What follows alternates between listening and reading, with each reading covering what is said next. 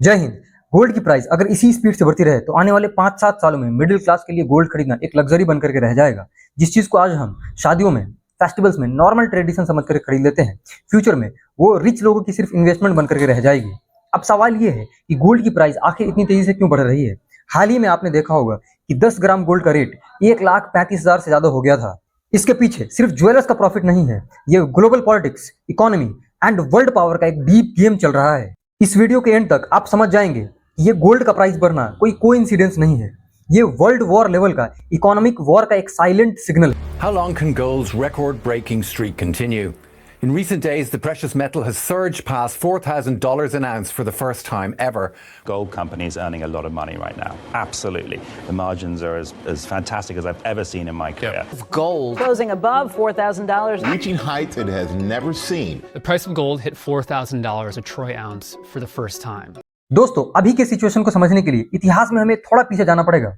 World war 2 के बाद दुनिया तबाह हो चुकी थी, पैसों की वैल्यू खत्म हो चुकी थी, देश बैंकक्रप्ट हो चुके थे। इन सब के बीच सिर्फ एक देश था जो खड़ा था, United state of America. America के पास था उस टाइम का दुनिया का 60% से ज्यादा सोना और एक स्ट्रॉन्ग इकोनॉमी। लोग समझ गए कि करेंसी फेल हो सकती है बट गोल्ड अपनी वैल्यू कभी नहीं खोता। ईयर 1944 में 44 कंट्रीज एक कॉन्फ्रेंस में मिले, ब्रेटन वुड कॉन्फ्रेंस। उन्होंने डिसाइड किया कि वर्ल्ड के लिए एक नया ग्लोबल मॉनेटरी सिस्टम बनाया जाएगा जिसमें यूएस डॉलर को गोल्ड के साथ डायरेक्ट लिंक्ड किया गया, जिसमें अमेरिका ने वादा किया कि हर $35 के बराबर 1 ओंस गोल्ड होगा, यानी 28.35 ग्राम। मतलब अब अमेरिका उतना ही पैसा छापेगा जितना उसके पास गोल्ड होगा, और यहीं से गोल्ड बैक्ड इकोनॉमी का कॉन्सेप्ट आया। अब बाकी कंट्री भी अपने करेंसी को यूएस डॉलर के साथ लिंक्ड करेगी।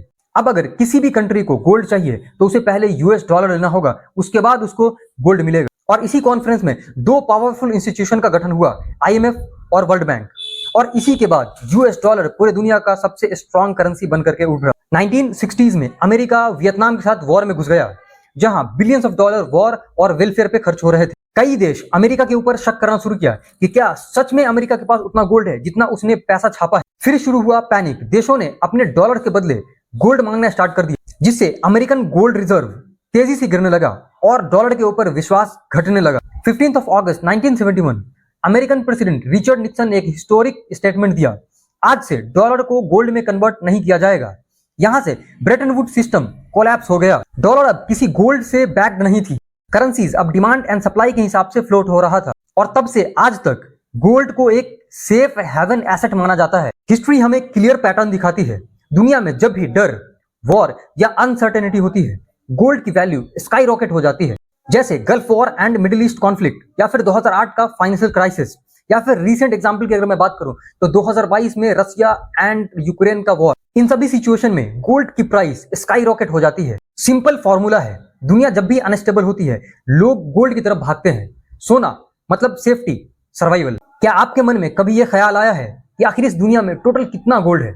अगर हम सारे गोल्ड को इकट्ठा करें, चाहे वो आपके घर में हो या फिर किसी लॉकर में बंद हो या फिर गवर्नमेंट के पास जो रिजर्व में हो, सबको अगर इकट्ठा करें तो ये सिर्फ और सिर्फ 23 मीटर के एक क्यूब में फिट हो जाएगा, यानी सिर्फ एक स्कूल बिल्डिंग के बराबर। अब शॉकिंग पार्ट ये है कि अमेरिका का टोटल जीडीपी ही लगभग $30 ट्रिलियन के आसपास है और उसके ऊपर कर्ज जो है वो $38 ट्रिलियन के आसपास है। यानी पूरी दुनिया का अगर आप सोना बेच भी दें तो सिर्फ अमेरिका का कर्ज उतारा नहीं जा सकता। इसी तरह से दुनिया के हर एक देश के ऊपर बहुत भारी कर्जा है। अगर हम पूरे वर्ल्ड की टोटल इकोनॉमी को अगर हम कलेक्ट करें, जो जीडीपी बनेगी उससे ज्यादा दुनिया के ऊपर कर्जा हो चुका है। मतलब इस धरती को भी बेच देने के बाद इस धरती का कर्जा चुकाया नहीं जा सकता। इसीलिए दुनिया भर की गवर्नमेंट अब गोल्ड के पीछे भाग रही है, क्योंकि दुनिया को पता है कि गोल्ड लिमिटेड है और इसकी वैल्यू कभी खत्म नहीं होती। 2022 में जब रसिया और यूक्रेन के बीच में वॉर स्टार्ट हुआ तो अमेरिका एंड यूरोप ने रसिया के ऊपर में सैंक्शंस लगाए और एक शॉकिंग स्टेप लिया, रसिया के $350 बिलियन रिजर्व को फ्रीज कर दिया। मतलब रसिया के पास पैसा तो था बट उसे छू भी नहीं सकता था। ये वर्ल्ड के लिए एक वार्निंग थी कि करेंसी एंड बैंक डिपॉजिट हमेशा सेफ नहीं होते। अगर आपको ये वीडियो वैल्यूएबल, इंफॉर्मेटिव लगा तो वीडियो को लाइक जरूर कीजिएगा, क्योंकि यूट्यूब को ऐसा लगता है कि ये वीडियो इंफॉर्मेटिव है, लोगों के लिए वैल्यू क्रिएट कर रही है, तो ज्यादा लोगों को सजेस्ट करती है। आपको क्या लगता है कि डॉलर का इन्फ्लुएंस खत्म होने वाला है? कमेंट करके जरूर बताइएगा। अगर आप चैनल पे नए हैं तो सब्सक्राइब कीजिए, मैं इसी तरह का और भी ज्यादा वैल्यूएबल कंटेंट लाते रहूंगा। धन्यवाद।